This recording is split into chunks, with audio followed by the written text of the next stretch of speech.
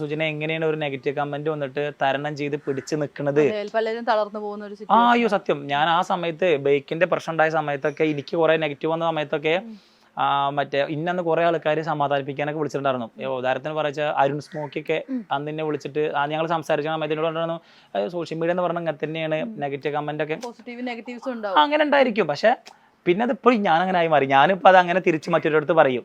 Social media എന്ന് പറയുമ്പോൾ അങ്ങനെയാണ്, നെഗറ്റീവും പോസിറ്റീവും ഒക്കെ വരും. നമ്മൾ ഫുള്ള് പോസിറ്റീവായിട്ട് തന്നെ ചിന്തിച്ചിരുന്നു കഴിഞ്ഞാൽ നടക്കും. ഞാൻ വിചാരിക്കുന്ന പോലെ തന്നെ ആൾക്കാർ കമന്റ് ചെയ്യണമെന്ന് ഞാൻ വിചാരിച്ചിട്ട് ഒരു കാര്യമില്ല. പിന്നെ ഞാൻ ആ രീതിക്കാണ് ഞാൻ എൻ്റെ രീതി എന്താണോ അതങ്ങനെ ചെയ്തു പോകും.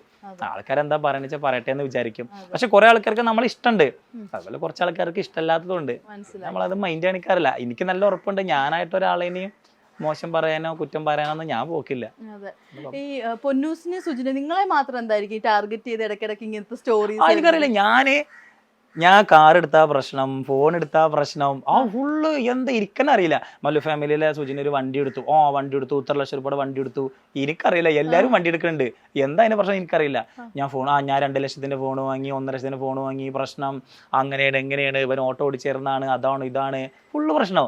പക്ഷെ അത് എന്താ പ്രശ്നം ചോദിച്ചാ ചിലപ്പോ അതേപോലെ നമ്മളെ പുഷ്പയില് മറ്റേ അല്ലു അർജുൻ പറയുന്ന പോലെ താഴെ തട്ട് കടന്നവന് മേലേക്ക് കയറി വരുമ്പോൾ ഒരു ഇതായിരിക്കാം.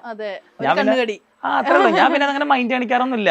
അത്രേ ഉള്ളൂ. ഇപ്പോ അതായത് നിങ്ങള് കുറെ വർഷം പ്രേമിച്ച് കല്യാണം കഴിച്ച ആളുകളാണ്. അപ്പൊ ഇങ്ങനെ ഇടയ്ക്കിടയ്ക്ക് ഇങ്ങനെ ഇവര് പിരിഞ്ഞു, ഡിവോഴ്സ് എന്നൊക്കെ ന്യൂസ് വരുമ്പോഴത്തേക്ക് വിഷമം വരൂലേ? ആൾക്കാരും പറയല്ലേ ഇപ്പോഴും ഇതേപോലെ ഇൻസ്റ്റാഗ്രാമിൽ ഒന്ന് പേര് മാറ്റി അവള് എന്ന് പറഞ്ഞിട്ട് അതിന്റെ പേരും കുറെ ആൾക്കാര് മെസ്സേജ് അയക്കണോ, കമന്റ് ഇടണോ. ആൾക്കാർ ഞാൻ പറയാം, ഇപ്പോൾ ഒരു ഇൻസ്റ്റാഗ്രാമിൽ പേര് മാറ്റി വെച്ചിട്ട് അതിന്റെ അർത്ഥം പിരിഞ്ഞു എന്നാണ് ആൾക്കാർക്ക്. ഇങ്ങനെ എനിക്കറിയില്ല. ഞാൻ പിന്നെ അതിനെ പറ്റിയിട്ടൊന്നും അങ്ങനെ സംസാരിക്കാൻ പോവുക, അതിനെപ്പറ്റി റിപ്ലൈ കൊടുക്കാൻ പോവുകയെ. ആൾക്കാർ ഇഷ്ടത്തിൽ എന്താ വെച്ചാൽ ആയിക്കോട്ടെ എന്ന് വിചാരിക്കും ഞാൻ. അത്രേ ഉള്ളൂ. എനിക്ക് ഈ ഫാമിലി വ്ളോഗേഴ്സ് ആകുമ്പോഴത്തേക്ക് മെയിൻലി നിങ്ങൾ ഈ വീഡിയോ കണ്ടിന്യൂസ് നിങ്ങളുടെ ലൈഫ് മൊത്തം ഇങ്ങനെ കാണിച്ചുകൊണ്ടിരിക്കുന്ന കൊടുക്കുകയാണ്. അപ്പൊ ഒരു ബ്രേക്ക് വരുമ്പോ മേ ബി ഇവരെ വിചാരം ഇവർ വീട്ടിൽ അടിയായോണ്ട് ആൾക്കാരൊന്നും അത്ര ശ്രദ്ധിക്കുക എന്നുള്ള എനിക്ക് മനസ്സിലായൊരു കാര്യം. എന്റെ പെങ്ങളുടെ കഴുത്തിലുണ്ടാവും, ഇപ്പഴല്ല പണ്ട് ഒരു ചെറിയൊരു മാല ഉണ്ടായിരുന്നു, ചെറിയ മാല പെങ്ങളെ കഴുത്തിൽ കടന്നിരുന്ന. അപ്പൊ അത് ഒരു വീഡിയോയിലല്ല എന്റെ പെങ്ങളെ കഴുത്ത് കിടന്നിരുന്ന മാല ഒരു ദിവസം എന്റെ വൈഫിന്റെ അക്കൗണ്ടിലേക്ക് ഇട്ടിട്ടുണ്ടായിരുന്നു. അല്ല കഴുത്തിൽ കിട്ടണമെന്ന മാല. അപ്പൊ അത് ഇതുപോലെ വീടിന്റെ സമയത്ത് ആൾക്കാർ അത് പറ്റി കമന്റ് ചെയ്തു. ഇത് കുഞ്ചൂസിന്റെ കഴുത്ത് കിടന്നിരുന്ന മാലല്ലേ അന്ന്. പക്ഷെ ചെറിയ കാര്യങ്ങളൊക്കെ. പിന്നെ അതുപോലെ തന്നെ ഞങ്ങൾ വീഡിയോ ചെയ്യുന്ന സമയത്ത് അമ്മ പൊന്നൂസിന്റെ തോളിൽ ഇങ്ങനെ കൈ വെച്ചപ്പോ പെങ്ങളെ തോളിൽ കൈ വെച്ചിട്ട് എന്തോ പൊന്നൂസിനോ നീക്കിർത്തി എന്തോ ചെയ്തൊരു വീഡിയോയില്. അപ്പൊ ആൾക്കാര് പറഞ്ഞു വത്സലാമ്മ അമ്മായിമ്മ പൂര് കാണിക്കാണ് മകളെ. അവൾക്കൊരു ചെറിയ കാര്യങ്ങളടക്കം ഇതാക്കും. പിന്നെ ഞാൻ പറയാം, ഇപ്പോ എന്ന് പറഞ്ഞാൽ എനിക്ക് യൂട്യൂബ് അല്ലാതെ കുറെ വരുമാന മാർഗങ്ങളുണ്ട്. അപ്പൊ പൊതുവെ ഞാനത് യൂട്യൂബ് അങ്ങോട്ട് പതുക്കെ നിർത്തി. എല്ലാവരും വിചാരം ചിലപ്പം യൂട്യൂബ് പൊളിഞ്ഞ് തീർന്ന് അങ്ങനെയൊക്കെ ആയിരിക്കും. യൂട്യൂബ് പൊളിഞ്ഞ് ഇപ്പൊ ഞാൻ ഇത്ര വണ്ടികളും ഇതൊക്കെ വാങ്ങിപ്പോ ഞാൻ ഇഷ്ടം പോലെ എന്താ പറയുക പൈസ ആൾക്കാർക്ക്. അതായത് ഇപ്പൊ എനിക്കൊരു ഇൻസ്റ്റാഗ്രാമിൽ ഒരു റീൽസ് ഇപ്പൊ ഒരു 25,000, 30,000, 50,000 ഞാനിപ്പോ ഒരു റീൽസിന് ഒരു പേയ്മെന്റ് പറയാം. അപ്പൊ ഒരു 20,000 റുപ്യ ഒരു റീൽസിന് കിട്ടിക്കഴിഞ്ഞാല് ഞാൻ അതിലൊരു 5,000 റുപ്യ 10,000 റുപ്യ ആൾക്കാർക്ക് വെറുതെ കൊടുക്കും. ഇല്ലാത്ത ആള് പാവങ്ങൾ. ഞാൻ അതും കണ്ടന്റ് ആക്കാറുണ്ട്. അതായത് ആൾക്കാർ അത് ഇൻസ്റ്റാഗ്രാമിൽ നമുക്ക് പൈസ കിട്ടില്ല. ആൾക്കാരപ്പോ പറയും ഇത് പൈസ ഉണ്ടാക്കാനാണ്. ഇൻസ്റ്റാഗ്രാമിൽ നമുക്ക് പേയ്മെന്റ് കിട്ടില്ല. ആൾക്കാരെ വിചാരം ഇൻസ്റ്റാഗ്രാമിൽ പ്രൊമോഷൻ വരുമ്പോഴാണ്. അതെ നമുക്ക് ഓരോ വീഡിയോസിന് വ്യൂസ് നല്ലതായിട്ട് കിട്ടുമ്പോൾ ആൾക്കാർ അതിന്റെ ബേസിൽ നമുക്ക് പ്രൊമോട്ട് കിട്ടും. അപ്പൊ ഞാൻ പറയില്ല, യൂട്യൂബിൽ എനിക്ക് വേണമെങ്കിൽ അതൊക്കെ ഫുള്ളായിട്ട് കറക്റ്റ് എടുത്തിട്ട് ബ്ലോഗ് പോലെ എടുത്തിട്ട് യൂട്യൂബിൽ ഇടാനുള്ളതന്നെ ഉള്ളൂ. ഞാനിപ്പോ എന്റെ ഒരു മൈൻഡ് സെറ്റ് ഇപ്പൊ അങ്ങനെയാണ്. കാരണം ഞാൻ ഓട്ടോറിക്ഷ ഓടാൻ ഇറങ്ങണ സമയത്ത് 12 റുപ്യായിരുന്നു മിനിമം ചാർജ്, വെറും 12 റുപ്യ. ഇന്നിപ്പോ ഞാൻ ഒരു റീലിട്ട കുഴപ്പമില്ലാത്തൊരു എമൗണ്ട് എനിക്ക് പ്രൊമോഷൻ ബേസിൽ തന്നെ കിട്ടുന്നുണ്ട്. പിന്നെ ഞാൻ പറയല്ലേ 2-3 കാര്യങ്ങളൊക്കെ ഉള്ളതുകൊണ്ട് എനിക്കൊരു മാസ വരുമാനം കുഴപ്പമില്ലാണ്ട് നല്ല രീതിക്ക് യൂട്യൂബ് ഒന്നും അല്ലാണ്ട് തന്നെ കിട്ടുന്നുണ്ട്. കിട്ടുന്നുണ്ട്. അപ്പൊ പിന്നെ പൊതുവെ അതങ്ങോട്ട് പതുക്കെ നിന്നു. ആദ്യം പറഞ്ഞോ എനിക്കൊരു ആശ്രയം യൂട്യൂബ് മാത്രമേ ഉള്ളൂ എന്നുള്ള ഒരു ചിന്തയായിരുന്നു എനിക്ക്. കാരണം യൂട്യൂബിന്റെ ഒരു പേയ്മെന്റ് നിന്നാൽ ഞാൻ കുണ്ടായി എനിക്ക് സ്വയം മൈൻഡ് സെറ്റ് ഉണ്ടായിരുന്നു. അപ്പൊ പിന്നെ ആ ഒരു മൈൻഡ് സെറ്റ് എനിക്കേ മാറ്റാൻ. ആൾക്കാരെന്നെ പറയും ഇവൻ യൂട്യൂബ് നിന്ന് ആദ്യത്തെ പോലെ ഓട്ടോറിക്ഷ ഓടാൻ ഇറങ്ങും. പക്ഷെ അതൊക്കെ ഒരു ആൾക്കാർ നെഗറ്റീവായിട്ട് പറഞ്ഞാലും അതൊക്കെ എനിക്ക് കറക്റ്റ് ഓട്ടോ ഓടാൻ ഇറങ്ങും. ആ ഒരു ഇതൊക്കെ ആൾക്കാർ എന്നെ കുത്തിയിട്ട് നെഗറ്റീവ് ഇട്ടതായിരുന്നെങ്കിലും പക്ഷെ അത് പിന്നെ എനിക്ക് മനസ്സിലായി ശരിയാണ്. കാരണം യൂട്യൂബത്തെ വരുമാനം നിന്നാൽ ഞാൻ ആദ്യത്തെ പോലെ മീൻസ് ചിലപ്പോൾ ഇനിയിപ്പോൾ പഴയ പണിക്കൊക്കെ മടിയൊന്നുമില്ല. ഞാനിപ്പോൾ ഓട്ടോ സ്റ്റാൻഡിലേക്കൊക്കെ പോക്കുന്നുണ്ട്. പക്ഷേ ഇപ്പൊ എന്റെ ഒരു വണ്ടിക്ക് അടവ് കാര്യങ്ങള് ചില കുറി അത് ഇത് ഒക്കെ നിക്കുന്നു തോന്നി അവിടെ വന്നത്. പക്ഷെ അപ്പൊ പിന്നെ ഒക്കെ വേറെ കുറച്ച് കാര്യങ്ങളൊക്കെ ഉള്ളതുകൊണ്ട് ഇപ്പൊ യൂട്യൂബ് അല്ലാണ്ട് തന്നെ ഞാന് ഹാപ്പിയാണ്. ശരിക്കും അതല്ല എപ്പോഴും ഒരു സെക്യൂർ ആയിട്ടുള്ള ഒരു എപ്പോഴും അങ്ങനെ സേഫ് ആൻഡ് സെക്യൂർ അല്ലല്ലോ. അതെ അതെ അതെ, അതുകൊണ്ട് ഇപ്പൊ ഞാൻ ഹാപ്പിയാണ്, വേറെ കുഴപ്പങ്ങളൊന്നുമില്ല. പിന്നെ പറയല്ല ഇപ്പൊ അങ്ങനത്തെ ഒരു കിട്ടുന്നതിന്റെ ഒരു ഇത് ഞാൻ ആർക്കെങ്കിലും ഒരാൾക്ക് വെറുതെ ഒരു വീഡിയോ ചെയ്യാൻ വേണ്ടിട്ട് ഞാൻ വെറുതെ കൊടുക്കും.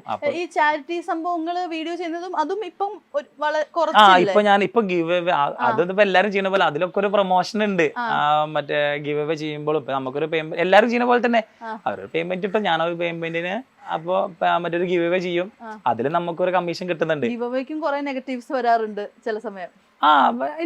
ഗിവ് അവേസ് പിന്നെ അങ്ങനത്തെ വലിയ കുഴപ്പമില്ല തോന്നുന്നു എനിക്ക്. പിന്നെ കമന്റിന് പിന്നെ ആൾക്കാർ കൊടുക്കണില്ല അതില്ല, അപ്പൊ ഞാൻ കറക്റ്റായിട്ട് ലൈവ് ഒന്ന് കൊടുക്കുന്നുണ്ട്. അത് നമ്മള് അതിന്റെ ഇൻസ്റ്റാഗ്രാമിലല്ല നമ്മുടെ ബ്രോഡ്കാസ്റ്റ് ചാനലിൽ ഞാൻ കൊടുക്കണതിനൊക്കെ പറ്റി കറക്റ്റ് ആക്കിയിട്ട് അതിൽ പോസ്റ്റ് ആക്കാറുണ്ട്.